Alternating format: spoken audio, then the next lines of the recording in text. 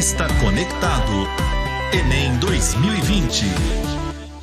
Olá, meus queridos alunos maristas, meu nome é William, eu sou professor de Filosofia e Sociologia do Colégio Marista São José, Tijuca, aqui no Rio de Janeiro. E inicialmente eu gostaria de externar a minha alegria por poder estar aqui dialogando com vocês a respeito de um dos assuntos mais relevantes do nosso tempo e que é ponto de partida para entendermos o extermínio e encarceramento de uma juventude negra e pobre no nosso país. Hoje eu vim aqui para conversar um pouco sobre a ideia de racismo estrutural. Curioso que mesmo com todos os dados que dispomos, que evidenciam a brutal diferença entre brancos e negros no país, algumas pessoas ainda duvidam da existência do racismo estrutural. Há quem acredite, inclusive, que foi melhor para os negros virem para cá, mesmo na condição de escravos, a ficar na África. Há também aqueles que se opõem a ações afirmativas que objetivam corrigir a dívida histórica que temos com negros, alegando nunca ter escravizado ninguém. Para falar sobre racismo estrutural, eu vou utilizar como referência esse livro aqui, O que é Racismo Estrutural, de Silvio Almeida. Silvio Almeida é formado em Filosofia e Direito e é pós-doutor em Direito pela USP. Para ele, todo racismo é estrutural, porque o racismo não é um ato, o racismo é um processo em que as condições de organização da sociedade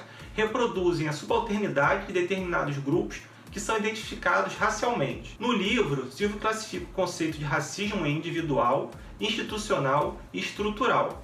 Como o nosso tempo aqui é curto, eu vou apenas fazer um resumo sobre cada uma dessas formas de racismo. O racismo individual evidencia o viés patológico, comportamental e moral revelado pelo agente que pratica a ação. No racismo institucional, temos determinados grupos étnicos nas instituições e os indivíduos desses grupos agiriam para garantir a hegemonia do seu grupo no poder. Para ilustrar essas práticas institucionais que privilegiam brancos em detrimento de negros, eu vou dar o exemplo da educação. O Decreto Imperial de 1834 proibiu o ingresso de negros nas escolas. Isso é um exemplo claro de favorecimento de um grupo em detrimento de outro. Com a Lei Áurea, em 1888, aproximadamente 1,5 milhão de negros foram libertados sem que tivesse sido pensado qualquer projeto para sua inserção na sociedade. Sem educação, emprego e moradia, esses milhares de homens e mulheres negras foram empurrados para áreas periféricas e morros, dando origem às favelas como conhecemos hoje. Um outro exemplo claro de prática institucional que privilegiava brancos em detrimento de negros foi o incentivo da imigração para o Brasil.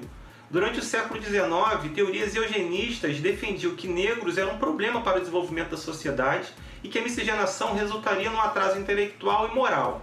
Nesse período, foram criadas diversas políticas voltadas para o branqueamento da população brasileira com a importação de brancos europeus, sobretudo portugueses, italianos e alemães. Parte desses imigrantes viriam para o Brasil com passagens pagas ou subsidiadas pelo Estado brasileiro e com a garantia de que receberiam terras para trabalhar. A concepção institucional de racismo é então considerada como um avanço para os estudos das relações raciais, pois supera e amplia a ideia existente de racismo como comportamento patológico individual. Mas essas duas formas até aqui trabalhadas não são suficientes para dar conta do problema do racismo.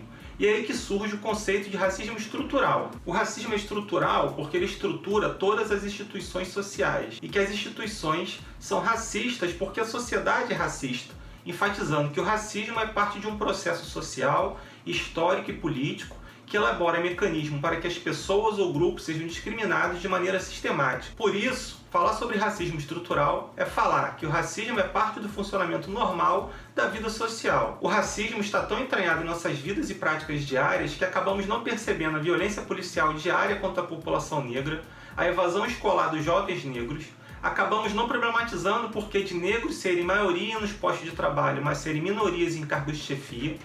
Existe uma segregação não oficial entre negros e brancos, onde nós já naturalizamos essas ausências.